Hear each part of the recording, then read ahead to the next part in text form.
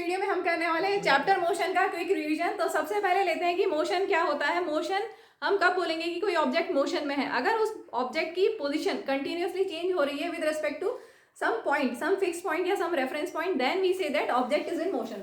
A body is said to be in motion when its position changes continuously with respect to another body or fixed object taken as a reference point. ठीक है, तो clear हो गया। अगर किसी एक reference point को आप लेते हैं और उसके रेस्पेक्ट में ऑब्जेक्ट की पोजीशन कंटिन्यूअसली चेंज हो रही है, then we say that object is in motion. अब इसमें दो इंपॉर्टेंट टर्म्स आती है, डिस्टेंस और डिस्प्लेसमेंट. तो सपोज एक ऑब्जेक्ट ए से बी गया और बी से सी गया. सपोज यहाँ से यहाँ तक है 10 मीटर डिस्टेंस और यहाँ से यहाँ तक भी है 10 मीटर डिस्टेंस. तो डिस्टेंस क्या हुआ, सपोज ऑब्जेक्ट ने ए से बी तक ट्रेवल किया और बी से सी तक ट्रेवल किया, तो डिस्टेंस कितना हो जाएगा, 10 + 10 20. तो distance is actual path length. ठीक है, और डिस्प्लेसमेंट क्या होता है, शॉर्टेस्ट पाथ लेंथ. अगर सपोज ऑब्जेक्ट ए से सी ही गया है तो शॉर्टेस्ट पाथ लेंथ भी इतनी ही है. ठीक है, अगर इसमें हम एक केस ले लेते हैं, सपोज ऑब्जेक्ट ए से बी गया है, बी से सी गया है and then back to B. A से बी गया, बी से सी गया, वापस से बी पे आया, तो कितना डिस्टेंस कवर किया, ए से बी तक में 10 मीटर, बी से सी तक में 10 मीटर और सी से वापस बी तक में 10 मीटर. तो 10 + 10 + 10 30 मीटर डिस्टेंस हो गया. और डिस्प्लेसमेंट क्या होता है, शॉर्टेस्ट पाथ लेंथ या distance, shortest distance between initial and final position. Initial position A, final position B इस पर्टिकुलर केस में. तो shortest distance between initial final position कितना हो गया, 10 मीटर. क्लियर हो गया डिस्टेंस और डिस्प्लेसमेंट का difference. So distance is actual path length, displacement is shortest path length. एक और चीज, डिस्टेंस स्केलर क्वांटिटी होता है.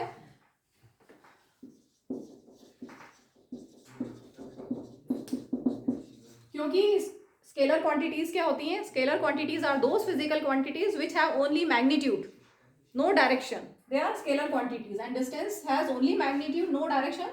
So distance is a scalar quantity. And displacement is a vector quantity because it has magnitude as well as direction. हमने बोला suppose कोई object जा रहा है A से B towards east, A to B जा रहा है, 10 मीटर गया ईस्ट डायरेक्शन में.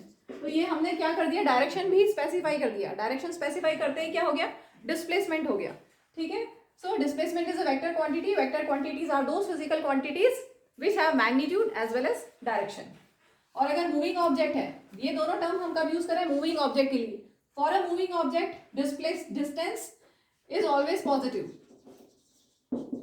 Always positive for a moving object.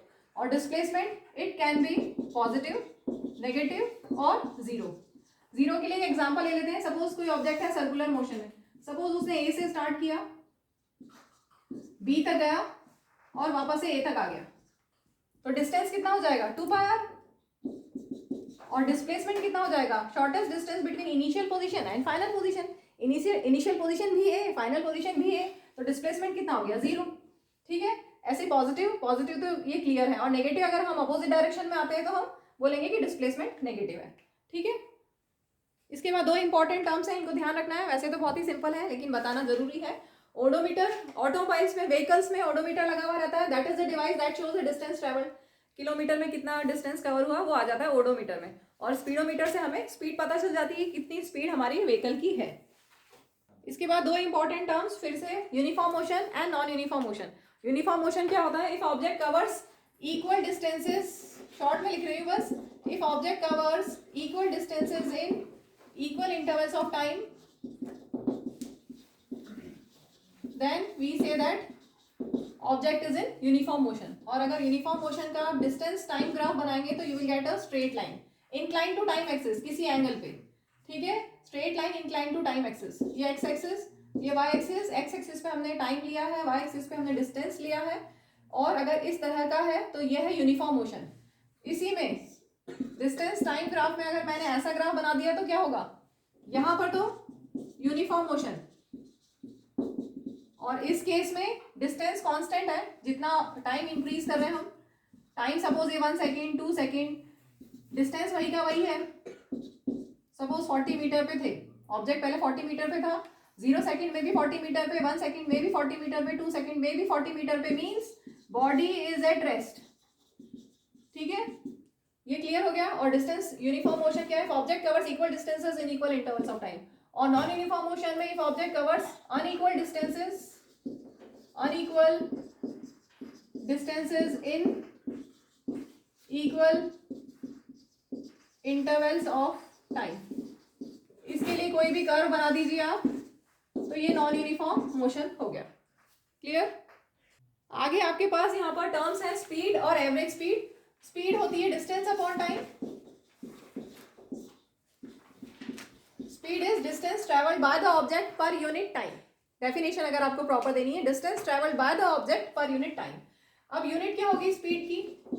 Distance की ऐसा यूनिट किलोमीटर, मीटर. डिस्टेंस की ऐसा यूनिट मीटर और टाइम की सेकेंड.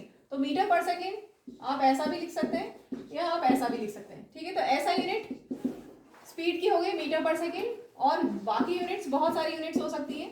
जैसे अभी मैं लिख रही थी किलोमीटर पर आवर या किलोमीटर पर मिनट या सेंटीमीटर पर सेकेंड या सेंटीमीटर पर मिनट. अलग अलग यूनिट्स आप डिस्टेंस की और टाइम की दे सकते हो, तो ये बाकी यूनिट्स बन जाएंगी.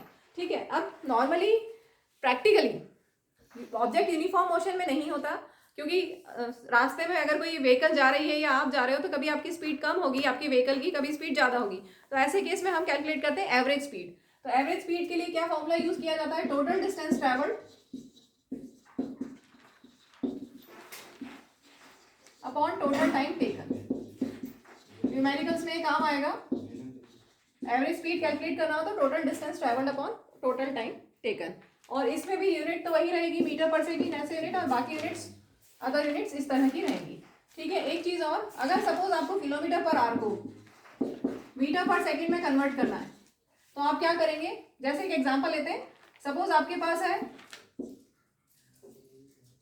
54 किलोमीटर पर आवर और आपको मीटर पर सेकेंड में कन्वर्ट करना है, तो आप क्या करेंगे? 54 इंटू 5/18. इसको करने से आपको मीटर पर सेकेंड में आंसर मिल जाएगा 18 3 ज़ा 54 3 5 ज़ा 15. कैसे आया एक बार बता देती हूँ. किलोमीटर पर आवर का मतलब क्या हुआ? 1 kilometre means 1 kilometre upon 1 hour. Kilometre per hour means 1 kilometre upon 1 hour. 1 kilometre में होता है 1000 मीटर, 1 आवर में होता है 3600 सेकेंड्स. ठीक है. 0 0 कैंसिल. अब इसको कैंसिल करेंगे. 2 5 ज़ा 2 18 ज़ा. So this is 5/18 metre per second. That means 1 kilometre per hour is equal to 5/18 metre per second.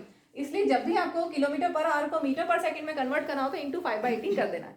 और अगर आपको मीटर पर सेकेंड को किलोमीटर पर आवर में कन्वर्ट करना है तो रेसिप्रोकल क्या? 18/5 से multiply.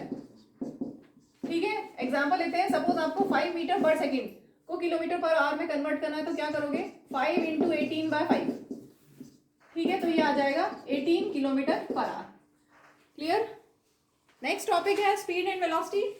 Speed with direction is velocity. अगर हम सपोज बोलते हैं तो ये ऑब्जेक्ट जा रहा है 5 मीटर पर सेकेंड से, तो ये क्या हो गई? स्पीड. और अगर मैंने बोला ऑब्जेक्ट 5 मीटर पर सेकेंड से जा रहा है टूवर्ड्स नॉर्थ डायरेक्शन में जा रहा है, तो ये क्या हो गई? वेलोसिटी. अगर हमने डायरेक्शन भी स्पेसिफाई कर दिया है तो that speed with direction is known as velocity. ठीक है. तो स्पीड क्या है? स्केलर क्वांटिटी, क्योंकि it has only magnitude, it has only numerical value. ठीक है. Velocity is a vector quantity as it has magnitude and as well as direction. ठीक है. और क्या होता है? स्पीड होता है डिस्टेंस अपॉन टाइम, और वेलोसिटी क्या होती है? Displacement upon time.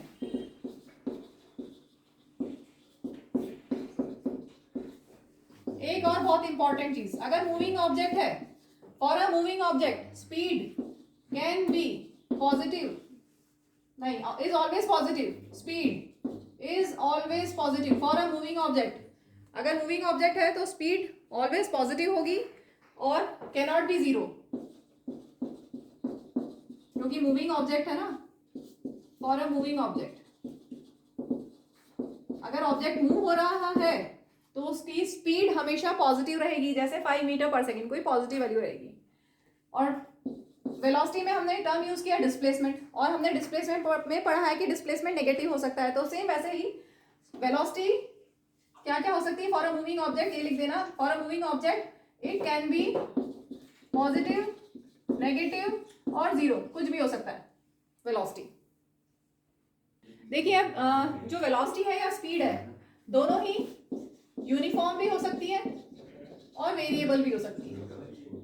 Uniform speed का मतलब क्या हुआ, सपोज कोई ऑब्जेक्ट 5 मीटर पर सेकंड से जा रहा है, सपोज कोई ऑब्जेक्ट 5 मीटर पर सेकंड से जा रहा है, कुछ टाइम बाद भी 5 मीटर पर सेकंड ही है और कुछ टाइम बाद भी 5 मीटर पर सेकंड ही है, तो हम बोलेंगे स्पीड यूनिफॉर्म है।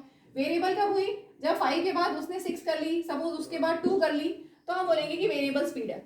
ठीक है, ऐसे ही हम वेलोसिटी में भी यूनिफॉर्म वेलोसिटी और वेरिएबल वेलोसिटी बोल सकते हैं। अब यूनिफॉर्म वेलोसिटी कब होगी, जब उसकी स्पीड और डायरेक्शन दोनों सेम है, क्योंकि वेलोसिटी में मैग्नीट्यूड और डायरेक्शन दोनों चीज आनी है, क्योंकि वो वेक्टर क्वांटिटी है। ठीक है, तो मैग्नीट्यूड और डायरेक्शन, तो इसका मतलब हुआ स्पीड और उसका डायरेक्शन अगर दोनों सेम है, suppose object 5 metre per second से जा रहा है, फिर 5 मीटर पर सेकंड से ही जा रहा है, सेम डायरेक्शन में जा रहा है, तो हम बोलेंगे यूनिफॉर्म वेलोसिटी है। ठीक है, अब वेरिएबल वेलोसिटी कब बोलेंगे, सपोज कोई ऑब्जेक्ट एक स्क्वायर पाथ में जा रहा है 5 मीटर पर सेकंड से 5 मीटर पर सेकंड से 5 मीटर पर सेकंड से ऐसे, तो क्या वेलोसिटी वेरिएबल है या यूनिफॉर्म है, यहाँ पर मैग्नीट्यूड तो सेम है लेकिन डायरेक्शन चेंज हो रहा है। ठीक है, तो वेरिएबल कब होगी, जब मैग्नीट्यूड या डायरेक्शन चेंज हो या दोनों चेंज हो। वेरिएबल वेलोसिटी कब होगी, इफ मैग्नीट्यूड इज चेंजिंग और direction of motion is changing और magnitude as well as direction both are changing, then we say that velocity is variable. अब यूनिट्स देख लें, इसकी यूनिट मीटर पर सेकेंड अभी बताई थी, वेलोसिटी की भी यूनिट मीटर पर सेकेंड ही होती है, क्योंकि डिस्प्लेसमेंट, अच्छा डिस्टेंस और डिस्प्लेसमेंट की मैंने यूनिट्स नहीं बताई थी, डिस्टेंस की ऐसा यूनिट मीटर और डिस्प्लेसमेंट की भी ऐसे यूनिट मीटर, बाकी यूनिट्स में किलोमीटर, सेंटीमीटर, मिलीमीटर बहुत सारा आ जाएगा। ठीक है, सेम, तो दोनों की यूनिट्स सेम होती है मीटर पर सेकेंड, ऐसा यूनिट्स। ठीक है, तो अगर वेरिएबल वेलोसिटी है तो हमें एवरेज वेलोसिटी निकालनी होगी किसी भी ऑब्जेक्ट की। वेरिएबल वेलोसिटी कब होगी, फिर से मैं रिपीट कर रही हूँ, या फिर उसका मैग्नीट्यूड चेंज हो या उसका डायरेक्शन चेंज हो या दोनों चेंज हो, then we say that object is having variable velocity. ऐसे केस में we have to calculate average velocity and that is equal to initial velocity plus final velocity upon 2। U है initial velocity, V final velocity, और इन दोनों का arithmetic mean कर दोगे तो आपको मिल जाएगा एवरेज वेलोसिटी, और इसकी यूनिट भी मीटर पर सेकेंड, ऐसा यूनिट मीटर पर सेकेंड ही होगी। Next topic is acceleration. पहले ये समझ लीजिए, अगर यूनिफॉर्म मोशन है, if object is having uniform motion, तो क्या होगा, उसकी वेलोसिटी कांस्टेंट रहेगी। Uniform motion means velocity constant. अगर वेलोसिटी कांस्टेंट मतलब इनिशियल वेलोसिटी और फाइनल वेलोसिटी सेम होगी, तो चेंज इन वेलोसिटी कितना होगा, वेलोसिटी में कोई चेंज आएगा क्या, अगर सपोज कोई ऑब्जेक्ट 5 मीटर पर सेकंड से जा रहा है, 10 सेकंड्स के बाद भी उसकी वेलोसिटी 5 मीटर पर सेकंड ही है, तो वेलोसिटी में कोई चेंज आया क्या, कोई चेंज नहीं आया, तो चेंज इन वेलोसिटी क्या हुआ, 0। ठीक है, तो अगर यूनिफॉर्म मोशन है then velocity will be constant, that means there will be no change in velocity, या बोल सकते हैं चेंज इन वेलोसिटी इज 0। अब अगर नॉन यूनिफॉर्म मोशन है तो क्या होगा, नॉन यूनिफॉर्म मोशन में उसकी वेलोसिटी इंक्रीज होगी या डिक्रीज होगी, इंक्रीज हो गई फिर डिक्रीज हो गई फिर इंक्रीज हो गई फिर इंक्रीज फिर डिक्रीज, ऐसा कुछ भी हो सकता है, मतलब उसकी वेलोसिटी में चेंजेस आते रहेंगे। तो वो जो वेलोसिटी में चेंजेस आएंगे उसका अगर रेट हम निकाल लें तो that will give you acceleration. Acceleration को स्मॉल ए से डिनोट किया जाता है, that is equal to change in velocity per unit time. ठीक है, या बोल सकते हो rate of change of velocity. Suppose object, एक एग्जांपल लेते हैं, suppose object 5 metre per second से जा रहा है और सपोज 10 सेकंड्स के बाद उसकी वेलोसिटी हो गई 15 मीटर पर सेकंड। इनिशियल को हम u से डिनोट करते हैं, फाइनल को v से डिनोट करते हैं। ठीक है, तो ये क्लियर हुआ, चेंज इन वेलोसिटी क्या हुआ, v minus u, 15 minus 5 that is 10 metre per second, change in velocity हो गया। तो rate of change of velocity क्या होगा, अपॉन t कर देंगे, 10/10 that is 1 metre per second square, unit बता देते हैं। ठीक है, तो ये फॉर्मूला याद रखेंगे, acceleration is rate of change of velocity या v minus u upon t। अगर वेलोसिटी में चेंज हो रहा है then there will be acceleration. ठीक, इसकी यूनिट क्या होगी, ऐसा यूनिट न्यूमरेटर में मीटर पर सेकंड और डिनोमिनेटर में टाइम यूनिट सेकंड, तो ये क्या हो गया मीटर पर सेकंड स्क्वायर, आप ऐसा भी लिख सकते हैं। ठीक है, ये है ऐसा यूनिट। अदर यूनिट्स में किलोमीटर पर आवर स्क्वायर या सेंटीमीटर पर सेकंड स्क्वायर, कुछ भी इस तरह से बना सकते हैं। ठीक है, अब इसमें दो चीजें होती है, positive acceleration and negative acceleration. Positive acceleration कब होगा?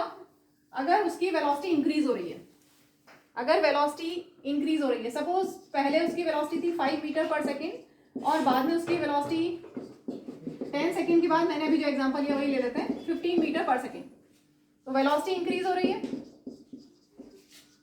ठीक है, तो एक्सेलरेशन कितना आएगा? पॉजिटिव आएगा, v minus u upon t, 15 minus 5 upon 10 that is 10/10 1 metre per second square. तो इस केस में जब वेलोसिटी इंक्रीज हो रही है तो एक्सेलरेशन पॉजिटिव, ठीक है। दूसरा एग्जांपल लेते हैं, सपोज इनिशियल वेलोसिटी है 10 मीटर पर सेकेंड और फाइनल वेलोसिटी है 5 metre per second, suppose time लगा 5 सेकेंड में, ऐसा हुआ, तो एक्सेलरेशन क्या होगा? v minus u upon t, final 5, initial 10 upon 5, minus 5 upon 5 that is -1 metre per second square. तो एक्सेलरेशन नेगेटिव कब होगा? अगर वेलोसिटी डिक्रीज हो रही है, अगर वेलोसिटी पहले 10 थी फिर 5 हो गई, मीन्स वेलोसिटी डिक्रीज हुई, जब वेलोसिटी डिक्रीज होगी तब एक्सेलरेशन नेगेटिव आएगा, ठीक है, क्लियर। वेलोसिटी इंक्रीज का मतलब एक्सेलरेशन पॉजिटिव, वेलोसिटी डिक्रीज मतलब एक्सेलरेशन नेगेटिव। इसको हम समझें प्रैक्टिकली, सपोज बिल्कुल खाली रोड है, आप व्हीकल से जा रहे हैं तो आप स्पीड बढ़ा लेंगे, मतलब आपने एक्सेलरेट किया। सपोज सामने भैंस आ गई तो क्या करेंगे? ब्रेक लगाएंगे। अब आपने क्या किया? एक्सेलरेशन, नेगेटिव एक्सेलरेशन दे दिया, या retardation. Negative acceleration is also known as retardation, ठीक है, negative acceleration is also known as retardation. और यूनिट मैंने आपको बता दी। अब ये एक्सेलरेशन अभी हमने दो तरह की पॉजिटिव एक्सेलरेशन और नेगेटिव एक्सेलरेशन। ऐसे ही हम दो अलग और तरह से इसको क्लासीफाई कर सकते हैं, uniform acceleration and non uniform acceleration. Uniform acceleration कब होगा? If object travels in a straight line, straight line में ऑब्जेक्ट ट्रेवल हो रहा है और उसकी वेलोसिटी इंक्रीज और decreases by equal amounts in equal intervals of time. Suppose यहां से ऑब्जेक्ट ने स्टार्ट किया, then 1 second, t equal to 0, then t equal to 1, then t equal to 2, then t equal to 3, ठीक है। इतना time equal time interval में suppose उसने start किया था सपोज 0 वेलोसिटी से, फिर सपोज उसकी हो गई 2 metre per second, then suppose उसकी हो गई 4 मीटर पर सेकेंड, देन उसकी 6 मीटर पर सेकेंड। तो यहाँ पे इंक्रीज हो रहा है, इक्वल इंटरवल ऑफ टाइम में इक्वल अमाउंट का इंक्रीज हो रहा है। velocity increases by equal amounts in equal intervals of time, then we say that object is having uniform acceleration, ठीक है। सेम ऐसे ही अगर हम एक और केस ले लेते हैं, टाइम 0, 1, 2, 3 सेकेंड्स में सपोज उसकी वेलोसिटी पहले है 10 मीटर पर सेकेंड, उसके बाद सपोज है उसकी 7 मीटर पर सेकेंड, देन उसकी है 4 metre per second and then है 1 मीटर पर सेकेंड। तो यहाँ पे क्या हुआ? वेलोसिटी डिक्रीज हो रही है, यहाँ पर 3 मीटर पर सेकेंड का डिक्रीज, यहाँ पर भी 3 मीटर पर सेकेंड का डिक्रीज और यहाँ पर भी 3 मीटर पर सेकेंड का डिक्रीज, ठीक है। 10 माइनस 7 3, 7 माइनस 4 3, 4 माइनस 1 3। तो अगर वेलोसिटी डिक्रीज हो रही है by equal amount in equal interval of time, then also we say that object is having uniform acceleration, ठीक है। तो क्लियर हो गया, वेलोसिटी इंक्रीज हो या डिक्रीज हो by equal amounts in equal intervals of time, then we say that object is having uniform acceleration। और non uniform कब होगी? जब यहाँ पर इक्वल की जगह अनइक्वल कर दो। इफ वेलोसिटी इंक्रीजेस और decreases bye unequal amounts in equal intervals of time, जैसे हम यहाँ पर एग्जांपल ले लेते हैं, सपोज ऑब्जेक्ट पहले 0 मीटर पर सेकेंड से उसने स्टार्ट किया, 1, 5 और फिर 8 हो गई, ठीक है। तो वेलोसिटी यहाँ से यहाँ तक में 1 मीटर पर सेकेंड इंक्रीज हुई, then 4 metre per second increase हुई, then 3 metre per second increase हुई। तो वेलोसिटी इंक्रीज हुई by unequal amounts in equal intervals of time, then we say that object is having non uniform acceleration, clear. इसमें example और ले लेते हैं। Uniformly accelerated motion का एग्जांपल होता है फ्रीली फॉलिंग ऑब्जेक्ट।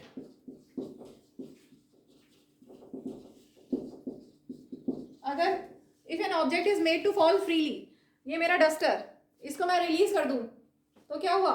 इसका यूनिफॉर्म एक्सेलरेशन हुआ। कितना? Acceleration due to gravity.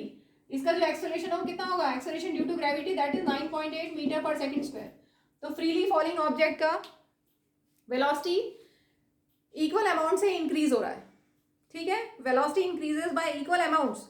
If velocity increases by equal amounts in equal intervals of time, तो क्या होगा? यूनिफॉर्म एक्सेलरेशन होगा। जैसे फ्रीली फॉलिंग ऑब्जेक्ट का अगर आपने फ्रीली फॉल कराया, फ्रीली फॉल मतलब उसको रिलीज कर दिया है, ड्रॉप कर दिया है, तो वो इनिशियल वेलोसिटी 0 और धीरे धीरे उसकी वेलोसिटी इंक्रीज होने लगेगी by equal amounts in equal intervals of time, ठीक है। तो फ्रीली फॉलिंग ऑब्जेक्ट का जो केस होता है वो यूनिफॉर्म एक्सेलरेशन का केस है। और नॉन यूनिफॉर्म ज़्यादातर सभी नॉन यूनिफॉर्म होते हैं। सपोज कोई कार है स्ट्रेट रोड पे जा रही है और ट्रैफिक है, तब नॉन यूनिफॉर्म एक्सेलरेशन होगा, क्योंकि कभी स्पीड हम कभी वेलोसिटी इंक्रीज करेंगे, कभी हम वेलोसिटी डिक्रीज करेंगे, कभी हम रोक भी देंगे, कभी खाली रोड है तो बहुत स्पीड बढ़ा दी, ठीक है, तो वो नॉन यूनिफॉर्म का केस हो जाएगा। नेक्स्ट टॉपिक है ग्राफिकल रिप्रेजेंटेशन ऑफ मोशन। तो इसमें सबसे पहले हम ले रहे हैं डिस्टेंस टाइम ग्राफ। इस चीज का ध्यान रखिएगा कि डिस्टेंस टाइम ग्राफ से हम क्या फाइंड कर सकते हैं, स्पीड। कैसे फाइंड कर सकते हैं, अगर यूनिफॉर्म मोशन है डिस्टेंस टाइम ग्राफ में, अगर ऑब्जेक्ट का यूनिफॉर्म मोशन ऐसे ही बनता है ग्राफ डिस्टेंस टाइम, अगर यूनिफॉर्म मोशन है तो स्ट्रेट लाइन होगी इंक्लाइन टू टाइम एक्सिस। इससे जस्ट पहले बताया था अगर ऐसा ग्राफ हो डिस्टेंस टाइम तो बॉडी इज एट रेस्ट, ठीक है। ये हम केस ले रहे हैं यूनिफॉर्म मोशन का। अगर ऑब्जेक्ट की वेलोसिटी चेंज हो रही है, if object covers equal distances in equal intervals of time then we say that object is having uniform motion. Suppose हम यहाँ पर दो इंस्टेंस ले लेते हैं, सपोज एक t1 टाइम और एक t2 टाइम। t1 टाइम पे सपोज डिस्टेंस है s1, t2 टाइम पे डिस्टेंस है सपोज s2, ठीक है। तो स्पीड हम कैसे कैलकुलेट करेंगे, वैसे स्पीड क्या होता है डिस्टेंस अपॉन टाइम, तो यहाँ चेंज डिस्टेंस का चेंज कितना हुआ s2 माइनस s1 और टाइम का चेंज क्या हुआ t2 माइनस t1।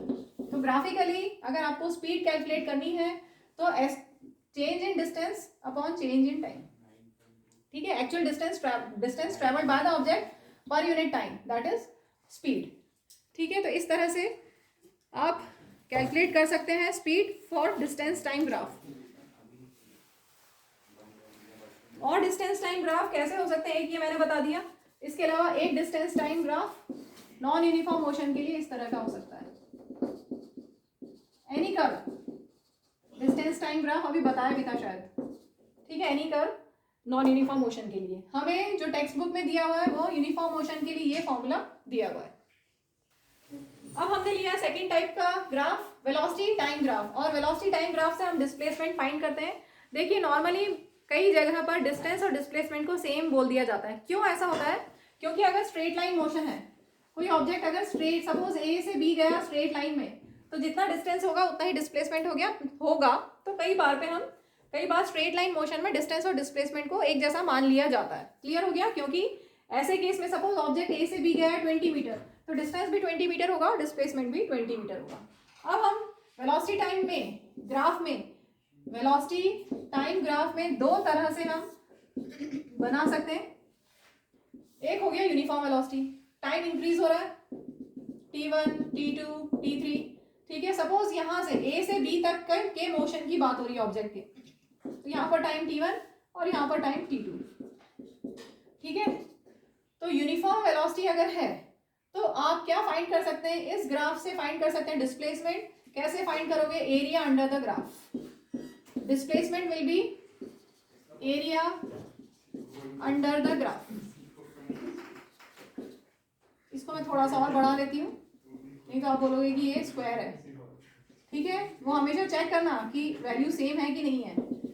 ये t1 और t2 कैसा शेप दिख रहा है आपको, रेक्टेंगल, तो area of rectangle will give you displacement, ठीक है। क्लियर हो गया। ये कैसा केस है यूनिफॉर्म वेलोसिटी का। यूनिफॉर्म वेलोसिटी मतलब उसकी वेलोसिटी ऑब्जेक्ट की कांस्टेंट है, जितनी अगर वो 5 मीटर पर सेकंड से जा रहा है तो कंटिन्यूसली वो 5 मीटर पर सेकंड से ही जाता रहेगा यूनिफॉर्म वेलोसिटी। और यूनिफॉर्म वेलोसिटी है तो वेलोसिटी टाइम ग्राफ से क्या कैलकुलेट कर सकते हैं, डिस्प्लेसमेंट। कैसे, एरिया अंडर द ग्राफ। जैसे यहाँ पर बन रहा है रेक्टेंगल, तो area of rectangle L into B, ठीक है। लेंथ यहाँ से यहाँ तक कितनी लेंथ और यहाँ से यहाँ तक कितनी ब्रेड्थ, इस तरह से आप कैलकुलेट कर सकते हैं डिस्प्लेसमेंट।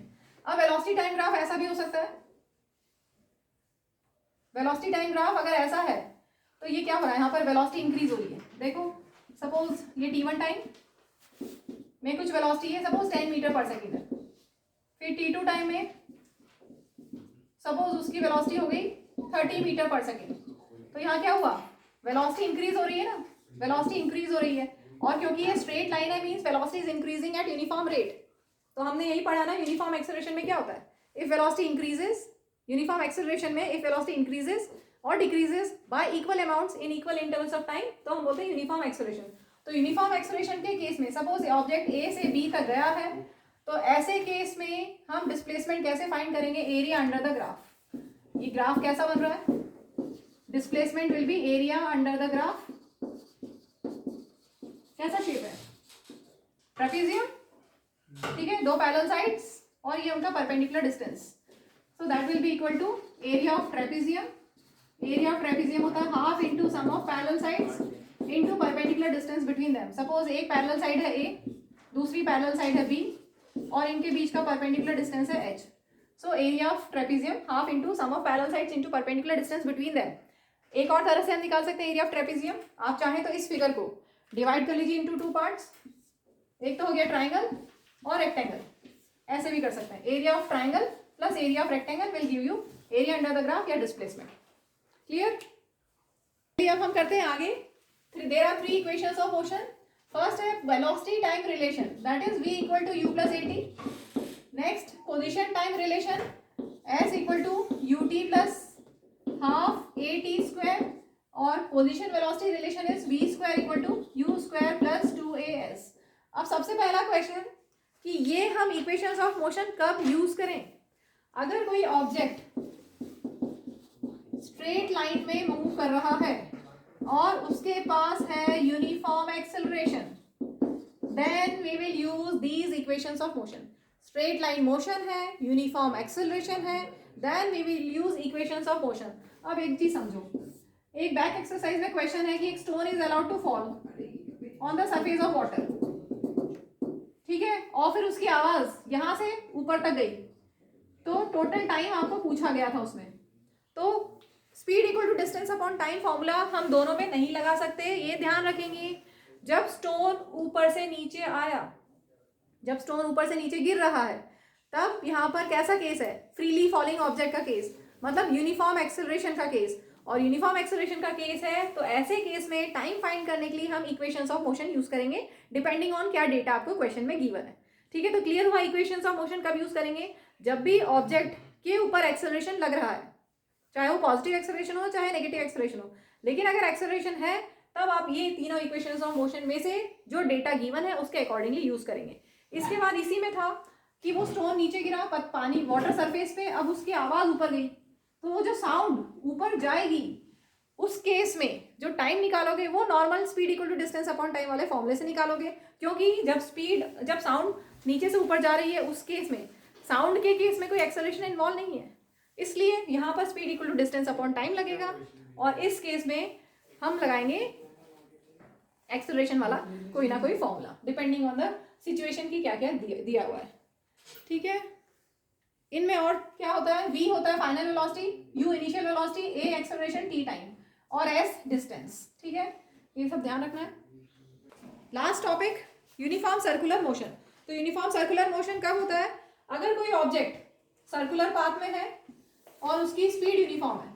सपोज कोई ऑब्जेक्ट है और वो 5 मीटर पर सेकंड से जा रहा है, ठीक है, और यूनिफॉर्म स्पीड है, मतलब ए बी सी कहीं पे भी ले लो, डी, उसकी स्पीड सेम है 5 मीटर पर सेकंड से, यहाँ पर भी 5 मीटर पर सेकंड, यहाँ पर भी 5 मीटर पर सेकंड, और यहाँ पर भी 5 मीटर पर सेकंड। तो अब देखिए स्पीड उसकी सेम है 5 मीटर पर सेकंड, लेकिन उसकी वेलोसिटी कांस्टेंट यूनिफॉर्म है कि वेरिएबल है?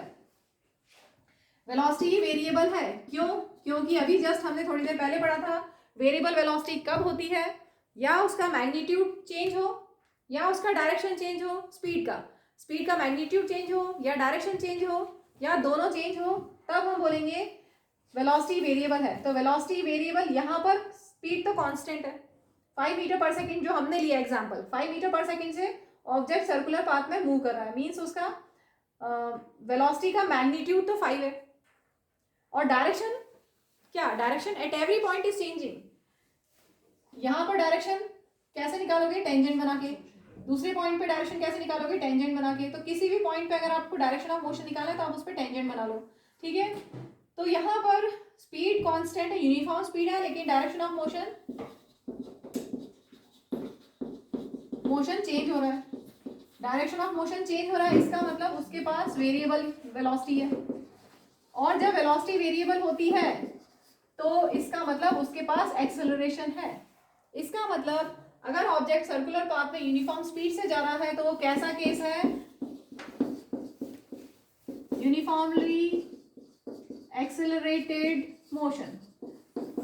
इसको एक बार टेक्स्ट बुक में आपके ऐसा दिया हुआ है, सपोज कोई एक ऑब्जेक्ट है, वो एक स्क्वायर पाथ में गया, तो उसका direction of motion four times change हुआ।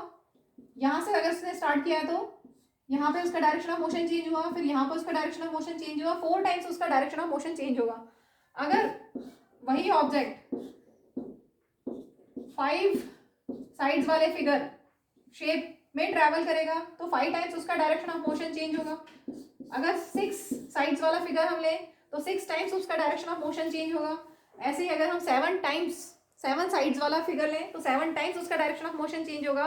And if you go on increasing the number of sides, इतनी इंक्रीज करते गए इनफाइनाइट नंबर ऑफ साइड्स होंगी तो आपका बन गया एक सर्कल। मीन्स सर्कल पे at every point direction of motion change हो रहा है, हर पॉइंट पे डायरेक्शन ऑफ मोशन चेंज हो रहा है। और क्योंकि डायरेक्शन ऑफ मोशन चेंज हो रहा है इसका मतलब उसके पास वेरिएबल वेलोसिटी है, और वेरिएबल वेलोसिटी का मतलब सीधे के सीधे है कि यूनिफॉर्म एक्सेलरेशन है। So circular motion is uniformly accelerated अगर यूनिफॉर्म स्पीड है तो। अब ऐसे केस में हम क्या कैलकुलेट कर सकते हैं, उसकी स्पीड कितनी है, उसकी ऑब्जेक्ट की वेलोसिटी कितनी है। वेलोसिटी बोले क्योंकि वेरिएबल वेलोसिटी आ गई है। Velocity displacement upon time, distance upon time, ठीक है। अगर सपोज ऑब्जेक्ट ने यहाँ से स्टार्ट किया है, ए से स्टार्ट किया है और वापस से ए पे आ गया, तब तो वेलोसिटी 0 हो जाएगी। तो हम स्पीड ले लेते हैं। Speed is distance upon time. A से स्टार्ट किया और वापस ए पे आ गया तो डिस्टेंस कितना कवर किया, 2πr, और सपोज ये t टाइम लगा तो स्पीड हो जाएगी डिस्टेंस अपॉन टाइम, ठीक है। अगर वेलोसिटी पूछा जाता ए से स्टार्ट किया और वापस ए पे आ गया तो वेलोसिटी 0 होती।